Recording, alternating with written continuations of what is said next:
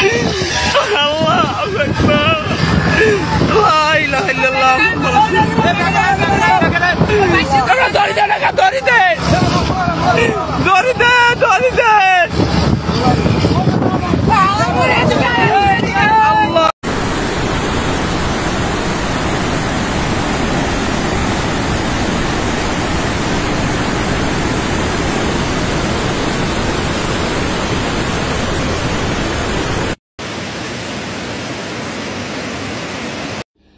আসসালামু আলাইকুম বন্ধুরা, এবার বাংলাদেশ আর ভারতের যে তিস্তার বাঁধ আছে এটি খুলে দেওয়া হয়েছে, তাও আবার রাতের বেলায়।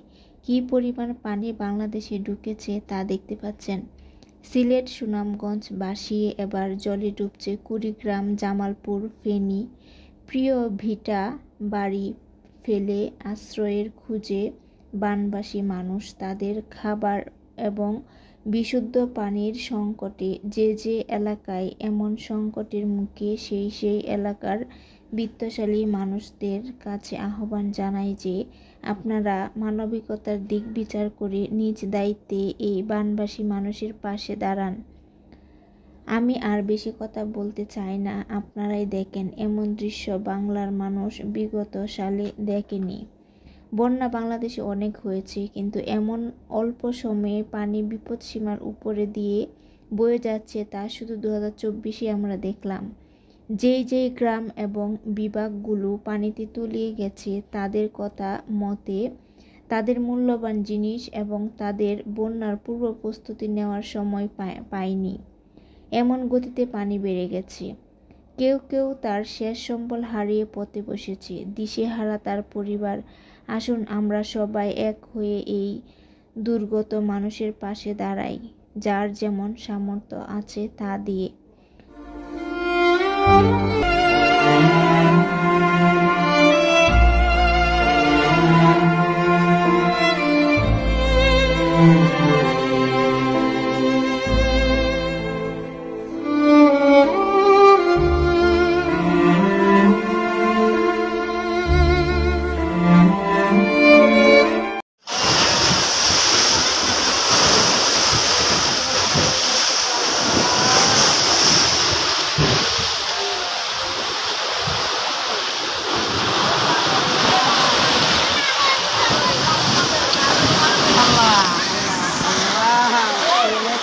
এটা কার ঘর?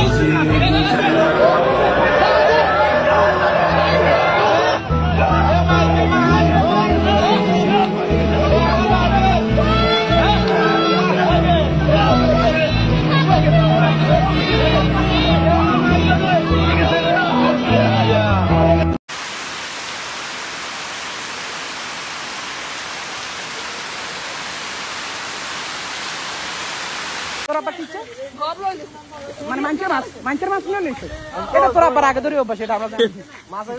মাছের দাম কই? পোস্টার মধ্যে হলে মাছ এটা কাটাইতে অনেক কষ্ট, খারাপ লাগছে। যার যায় হে বুঝে, মানে যার লাখ লাখ টাকা খরচ হয় হে জানে। এটার পিছনে অনেক শ্রম, এটা তো আসলে ভাই কষ্টের টাকার এগুলা।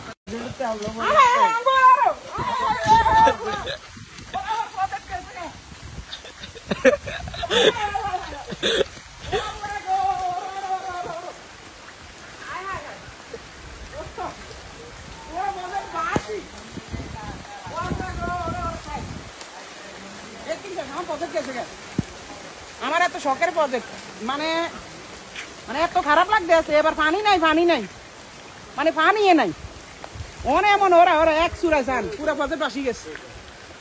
ওরা ওই পুরা ইয়ে দিতে পুরা প্রজেক্ট বাসি গেছে, কিচ্ছু নাই। কিন্তু প্রজেক্টে মার কথা হচ্ছে মাছ দেখ সমস্যা নেই, এই গাছ গুনতে বেগুন মরে দিব। এত সুন্দর সুন্দর কত লাখ লাখ টাকার গাছ ইয়ে না মানছে সব গাছ মরে দিব। ওই গাছে কিন্তু যাওয়ার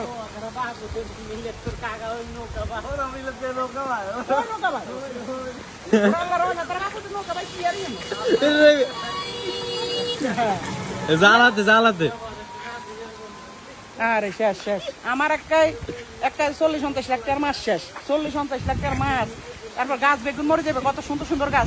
বাবুরে বাবুরে বাবুরে, এই পরিমাণ পানি নোয়াখালী উড়ি যাব এই 2 দিনের বৃষ্টিতে, এই অবস্থা। আল্লাহ আল্লাহু আকবার আল্লাহু আকবার, জীবনে কল্পনা করেন এই পরিমাণ পানি উড়ি যাবে, মানে এরকম বন্যা হয়ে যাইব এটা ভাবি না।